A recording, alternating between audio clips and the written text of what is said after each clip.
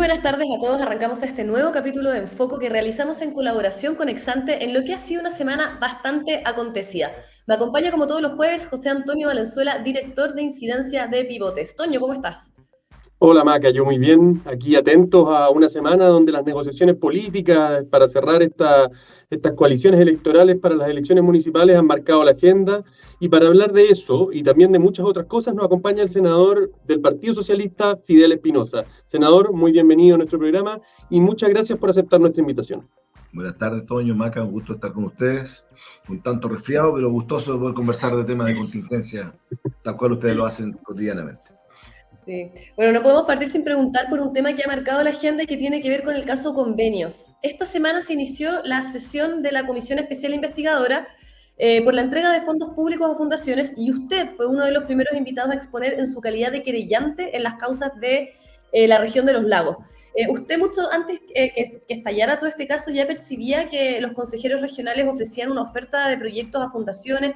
¿Cómo se entera de esto y cómo vivió usted todo este tema? Mira, el Parlamento tiene 205 parlamentarios entre la Cámara y el Senado. Pero por eso quiero darle mérito a esa apreciación que tuve yo el 2022. El 2022, cuando fue la discusión de presupuesto, yo expuse en el Senado, en la discusión presupuestaria en la sala del Senado, con la presencia del ministro Marcel y de Javiera Martín, la directora de presupuesto, y yo ahí ya le señalé que me parecía totalmente improcedente e impresentable que los gobiernos regionales a nivel de todo Chile estuvieran evaluando entregarle mucho dinero. En ese tiempo se hablaba de 300 millones por fundación, a fundaciones que no tenían expertise en las materias en las cuales les querían entregar dinero. Obviamente nadie me tomó en consideración, era una voz aislada, única en un parlamento que estaban abocados probablemente a sacar el presupuesto en los términos como el Ejecutivo lo estaba presentando. Pero después el tiempo me dio la razón, porque no solamente fueron 300 millones por fundación, hubo fundaciones que en mi región recibieron 1.200, 1.500 millones de pesos. En el caso de Kimun y Participa, esas fundaciones simplemente se robaron la plata, en el caso de Kimun en particular, se robó la plata, los 1.200 millones de pesos en 6 meses. Hoy día hay personas formalizadas, otras están privadas de libertad con distintas medidas precautorias. Y lo más lamentable es que la que perdió es la gente, más o menos. Yo tengo una región que a pesar de ser lluviosa tiene déficit hídrico, que tiene un montón de necesidades, hay miles de familias que viven de un camión aljibe, por lo tanto se le robó a esa gente, como lo hizo el tema fundación en el caso del Ministerio de Vivienda, se le robó a la gente de los campamentos, a la cual iba dirigida el dinero. Senador, usted mencionó a la Fundación Kimun. Usted mismo declaró en su momento haber recibido amenazas incluso del señor Diego Ancalao, que es representante de la Fundación Kimun, y también señaló que había alertado a las autoridades, a todas las autoridades correspondientes de las gestiones ilícitas que estaba haciendo Ancalao en la región. ¿Por qué cree usted que se ignoraron esas advertencias? Y una segunda pregunta, si usted cree que se puede avanzar, si la comisión investigadora que se acaba de formar tiene posibilidades de ayudar a que se esclarezcan los hechos que hubieron detrás de todo este escándalo. Yo creo que dos cosas. Yo creo que la comisión investigadora no tiene muchas posibilidades de que se esclarezcan los hechos porque eso es una arista que tiene que llevar al Ministerio Público porque ese es el ente persecutor, en definitiva. Pero sí lo que tiene que hacer, creo yo, sería un aporte importante para el país de la comisión investigadora que entregara alineamientos que permitan que esto nunca más vuelva a ocurrir en el país, que se deslinden cuáles fueron las efectivas responsabilidades políticas, que las hubo claramente en los gobiernos regionales, pero también en el ámbito ministerial, en el traspaso a las fundaciones. En el caso que me preguntas puntualmente, las amenazas que yo recibí de parte de Ancalao fueron amenazas de querellas cuando yo comencé a decir que era inconcebible que le pasaran plata a este personaje que venía presidido de un prontuario. No olvidemos que él fue quien presentó miles de firmas fraudulentas para una fallida candidatura presidencial del mismo. Y por lo tanto, cuando hubo municipios que me dijeron que este señor andaba recorriendo las comunas de mi región, yo puse las voces de alerta de inmediato en el gobierno regional. Lamentablemente no me hicieron caso, por el contrario, le entregaron más plata de la que preliminarmente estaba destinada para esa fundación, que eran 600, le entregaron 1.200, no saneó un solo título de dominio, se robaron la plata, compraron un CFT y un IP de la Universidad de los Lagos, y lamentablemente, repito, se quedaron con todo ese dinero que pudo haber sido ocupado en nuestra región, en la gente que tiene muchas necesidades en el campo y en la ciudad. Bueno, usted también ha dicho que, bueno, todo el tema de las fundaciones fueron como un mecanismo de para desviar recursos. ¿Usted critica la alianza del Partido Socialista con Apruebo Dignidad, especialmente en un contexto donde han habido y han surgido casos de corrupción? ¿Cómo cree que esta alianza puede afectar la integridad y los valores del partido y también afectarlos ahora de cara a elecciones? Yo quiero clarificar ¿Mm? una cosa que es muy... Lo dije ayer en la comisión investigadora, no sé si salió en alguna parte, pero yo lo planteé en la comisión. Yo dije que yo hacía una distinción en el caso convenio del Ministerio de Vivienda de los gobiernos regionales. ¿Por qué? No porque quiera defender a los gobernadores regionales que también cometieron errores inexcusables, en muchos de ellos. Pero sí quiero distinguir porque claramente en el caso de convenio del Ministerio de Vivienda hubo un mecanismo que se creó, porque fueron justamente las regiones donde habían militantes de Revolución Democrática, perdón, donde se generaron la mayor cantidad de estas problemáticas.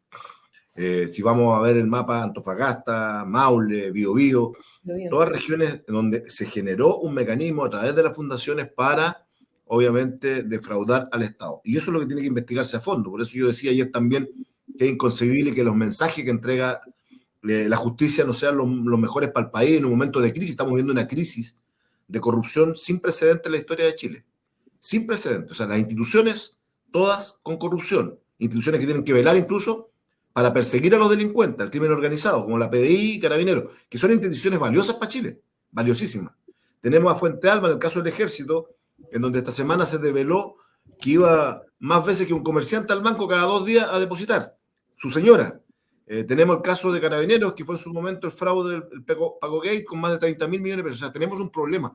Si no asumimos que tenemos un problema de crisis de corrupción sin precedentes en la historia de Chile, estamos mal. Si algunos pretenden tapar eso, yo creo que es el peor de los caminos.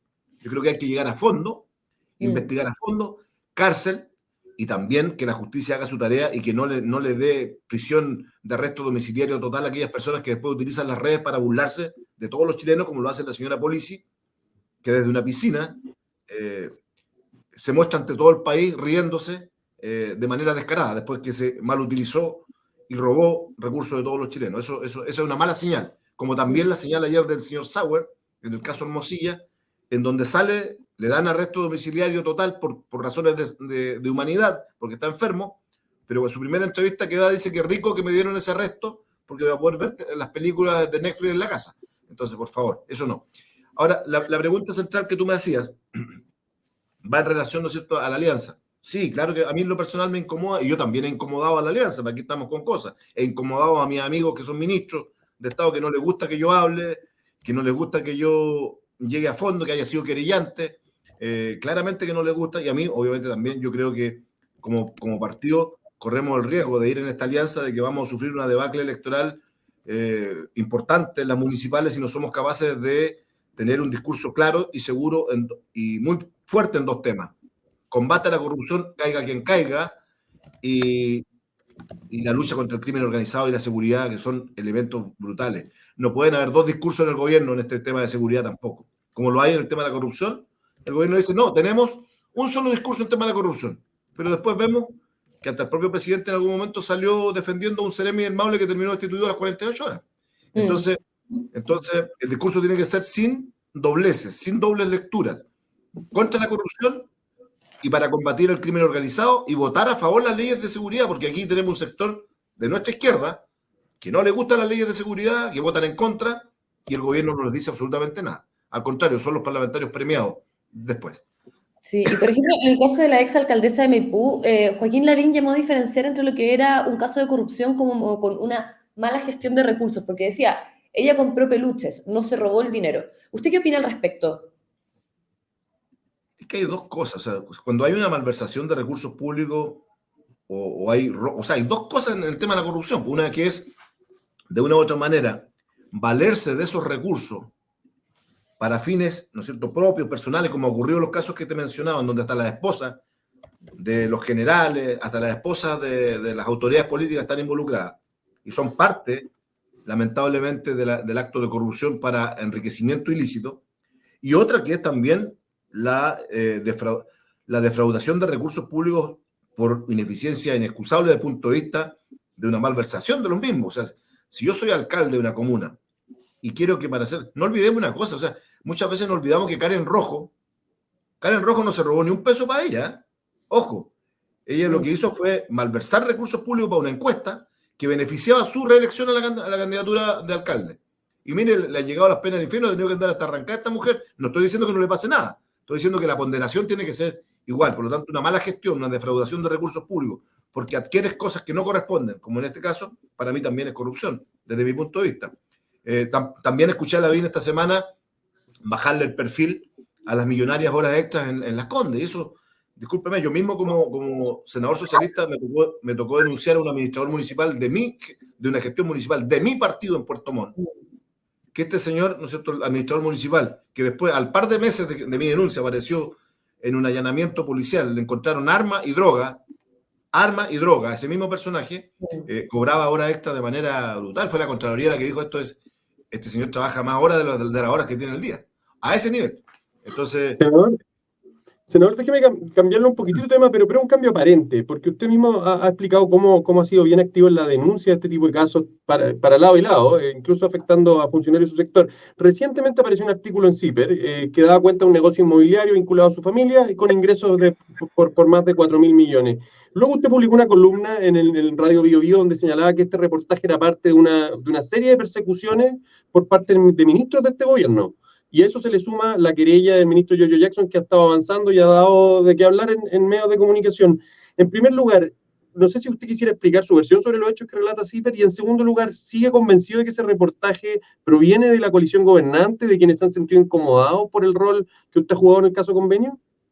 A ver, bueno, te agradezco la pregunta. Yo cerré el tema porque efectivamente incluso el propio expresidente de esta institución que tiene que vela por el tema de la transparencia en el país, el señor Liguria, fue clarísimo ante el país. Entonces yo no debí seguir hablando de ese tema. O sea, el propio señor Liguria, que no tengo el gusto de conocer, en un artículo de prensa en función de ese reportaje, fue claro y taxativo en decir, este es un negocio entre privados. O sea, yo no tengo ninguna incompatibilidad de que mi familia, que heredamos hace 50 años, antes que mataran a mi papá, ¿no es cierto? Mi padre obviamente compró un campo en Puerto Montt, y por lo tanto es un tema de 50 años que fue zanjado por la justicia en el año 82 en plena dictadura. Entonces, por lo tanto, ese reportaje, desde mi punto de vista, tiene claramente un sesgo que era causarme un daño a mí por este tema.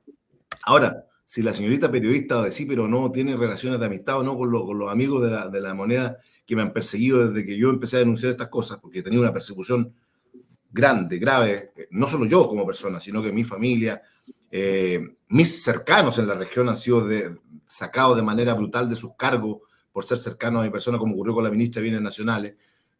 La verdad que, mira, he vivido de todo por esto, pero me quedo con lo que me dice la gente en la calle, Toño, con lo que me dice la gente en Santiago, que yo era una persona que tengo una alta figuración en mi región, con un alto porcentaje de votación, pero en Santiago yo no era conocido. Y la gente me dice en la calle, me dice, ¿no es cierto?, que siga adelante, que no me deje amilanar, y no me voy a dejar amilanar, voy a seguir hablando con la misma fuerza, porque en mis 22 años de vida parlamentaria, antes como diputado, hoy día como senador, jamás he cometido un acto impropio, indebido, ni una sola boleta me podrán cuestionar de más de 350 rendiciones que he hecho en mi vida. Por lo tanto, he sido una persona que denuncio, y no solo ahora, esto no es solamente el tema convenio, yo en mi vida he tenido un rol fiscalizador antes como diputado para la derecha y para la izquierda, así que ha sido mi tónica, y yo sí lamento que quienes le vendieron a Chile el tema de la superioridad moral, de que ellos iban a dejar atrás los 30 años, que era poco menos de una generación que usufructó del poder.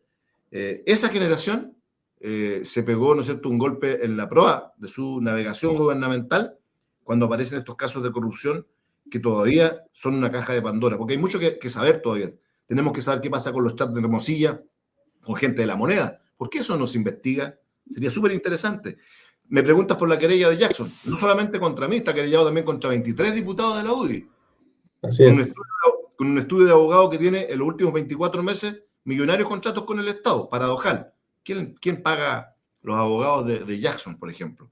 Él debiese estar preocupado de que su generación que él formó entregue antecedentes valederos a la justicia para que esto se esclarezca de una vez, porque ha sido el propio Carlos Contreras, ex seremi de Antofagasta, que era involucrado, incluso a la tía de Miguel Crispi, en haber sido la que ordenó los traspasos a las fundaciones, y en ese sentido la moneda ha guardado un estricto silencio. Senador, ¿dificulta el esfuerzo que se está haciendo por generar una lista de unidad de cara a las municipales el hecho de que uno de los políticos más cercanos al presidente de la República esté querellado contra un senador de su propia coalición? No, mira, yo hago una distinción en eso. Yo no voy a victimizar bajo punto de vista alguno. Si Jackson quiere querella, y presenta una querella civil, además, ni siquiera penal. Ni siquiera se atreve a una querella penal.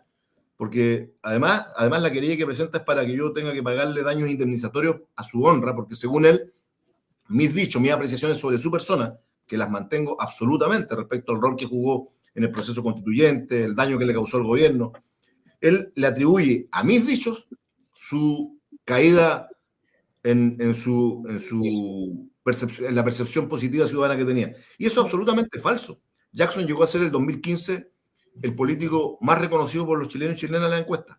Y el 2019 ya estaba su figura absolutamente desvanecida. Entonces, por lo tanto, más allá de eso y más allá de seguir hablando de Jackson, en absoluto, eso no dificulta en nada. Yo no mezclo las cosas, como tampoco mezclo otra cosa que se acostumbran acá en el Senado a hacer, que es poner en condicionamiento tu voto porque esté querellado por alguien del gobierno, no, en absoluto. Yo, los proyectos de ley que tengan que ver con reformas que beneficien a la gente en temas de seguridad, en temas de pensiones, en temas de reforma tributaria, ahí voy a estar con mi voto, nunca chantajeado con mi voto y nunca lo voy a hacer porque creo que eso es lo que denota la política, esos políticos que ganan la elección por un partido y después, ¿no es cierto?, se cambian a otro partido o forman otro. No me gusta eso.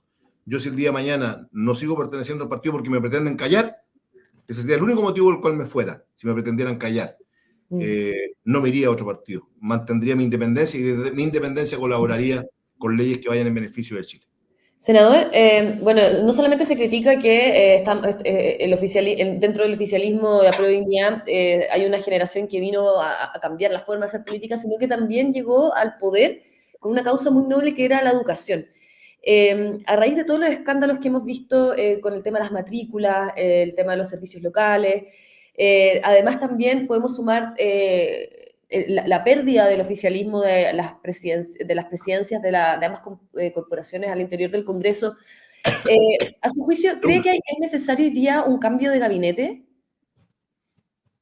A ver, voy a ser muy claro. O sea, primero nos han perdido las dos presidencias del Senado, de las corporaciones, solamente el Senado. Tengo entendido que el próximo lunes se vota lo de la Cámara de Diputados. Sí, correcto.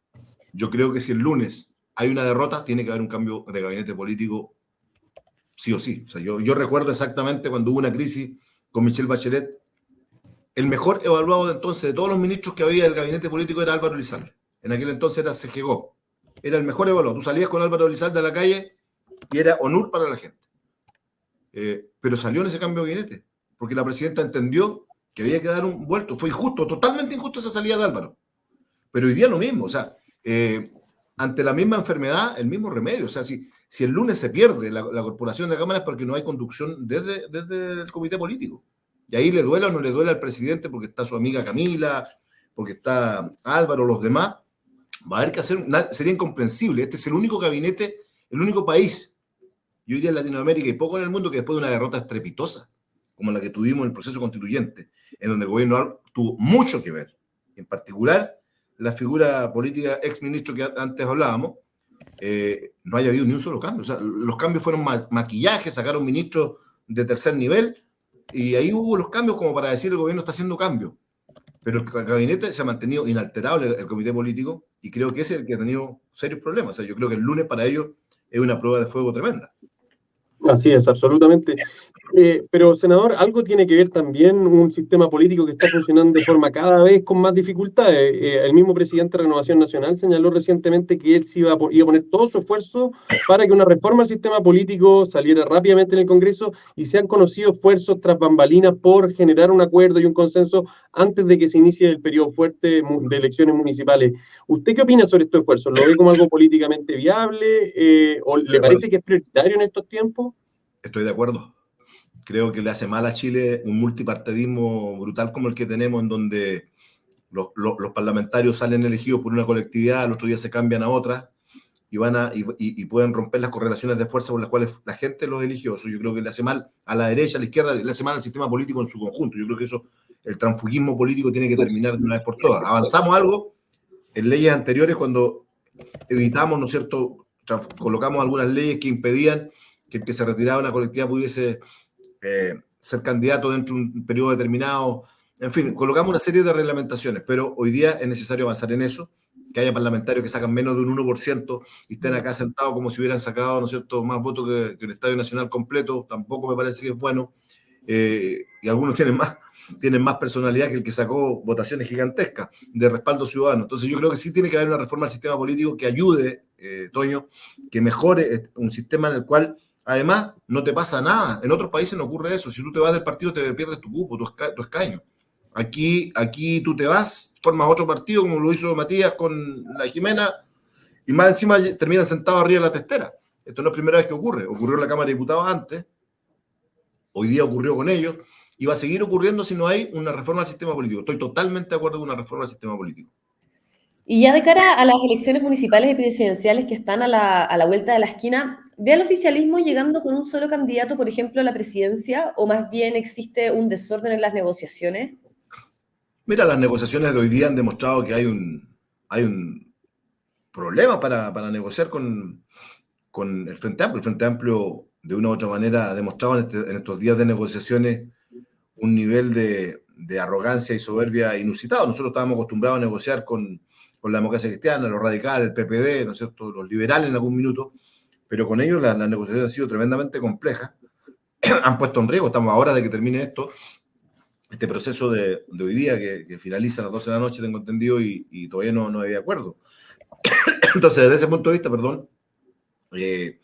yo creo que vamos a llegar a una primaria entre los dos sectores, entre socialismo democrático y Frente Amplio, y de ahí surgirá, ¿no es cierto?, el candidato único.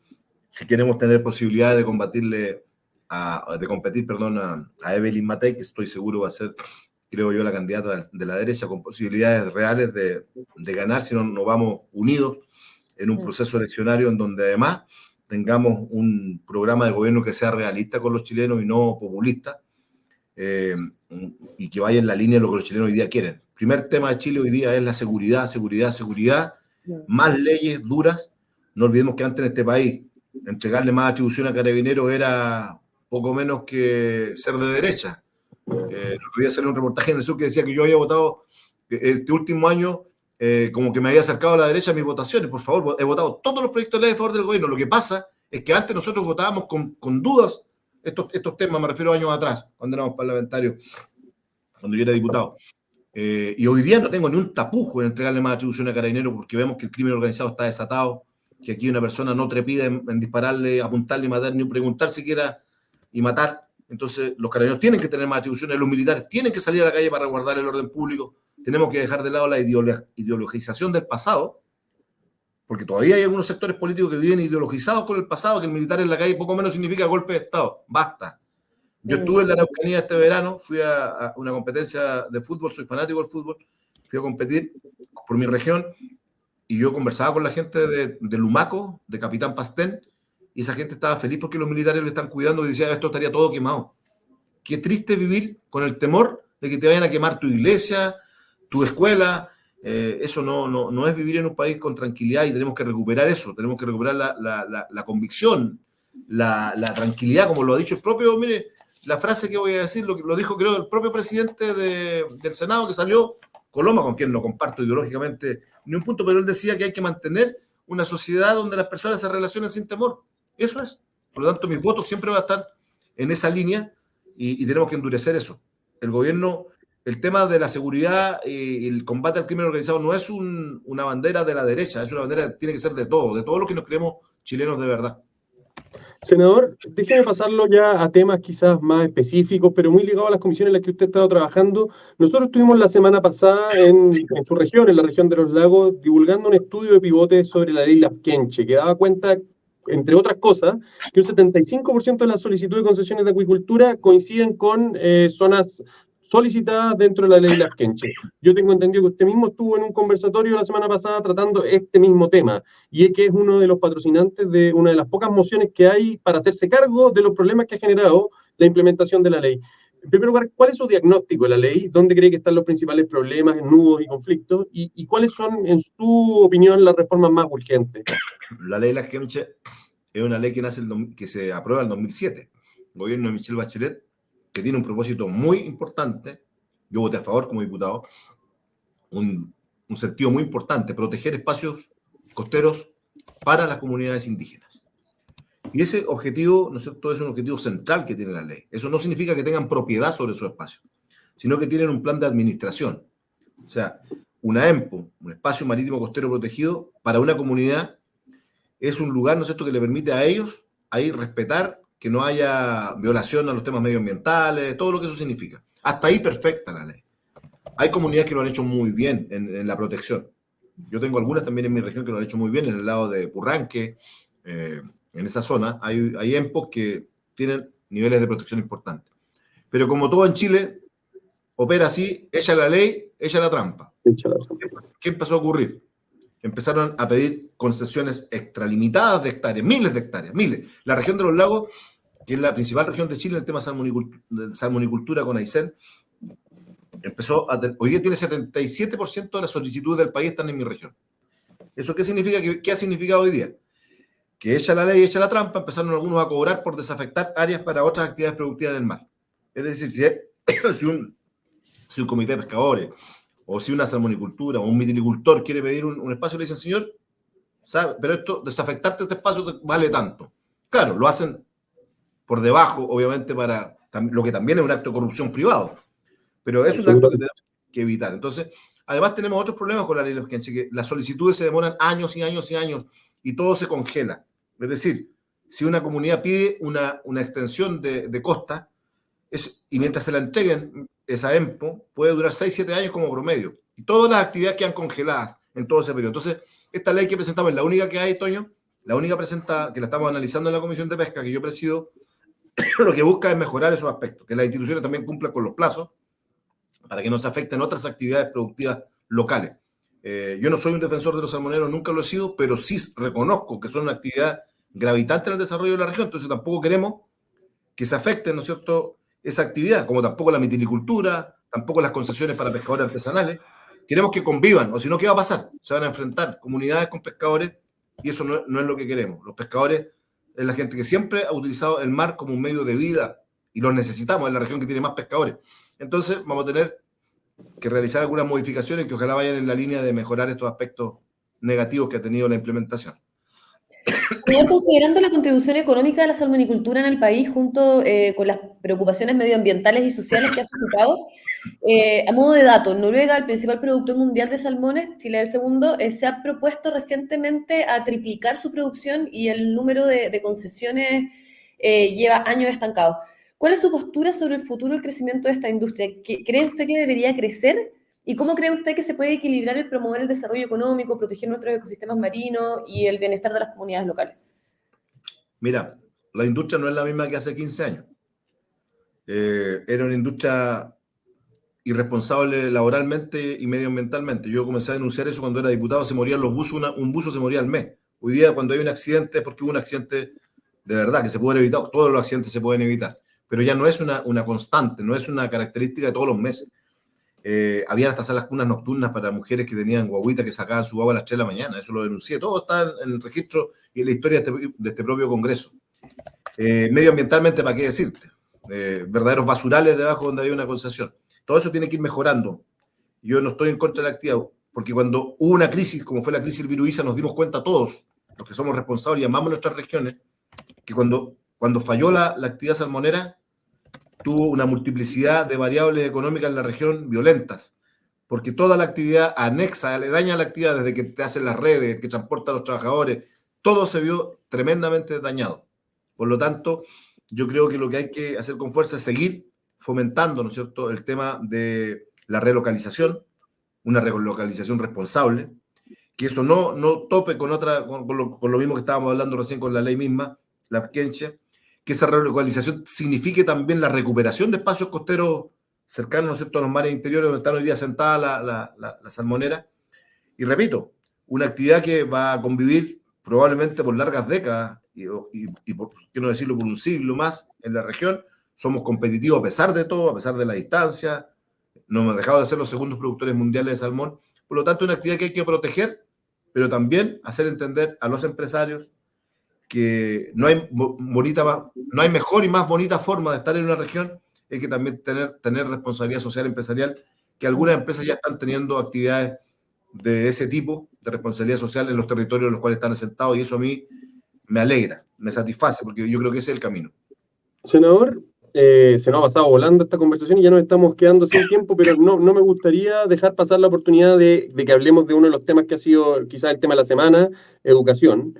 El inicio de año ha estado marcado por varios escándalos. En primer lugar, la ausencia de matrículas que afectó a 3.000 niños a lo largo de todo Chile. Por otro lado, vimos lo que pasó en Atacama, donde a pesar de que de las paralizaciones que hubieron el año pasado, no pudieron partir las clases de forma normal los niños en Atacama, y ahora se suma el reciente escándalo que enfrentó a dos ministros con posiciones o con declaraciones distintas sobre este servicio premium de admisión escolar que, en palabras de la misma ministra Vallejo, podía representar algo abusivo que no se podía permitir, pero que desde el Mineduc están defendiendo o dando una visión quizás distinta a la de la ministra.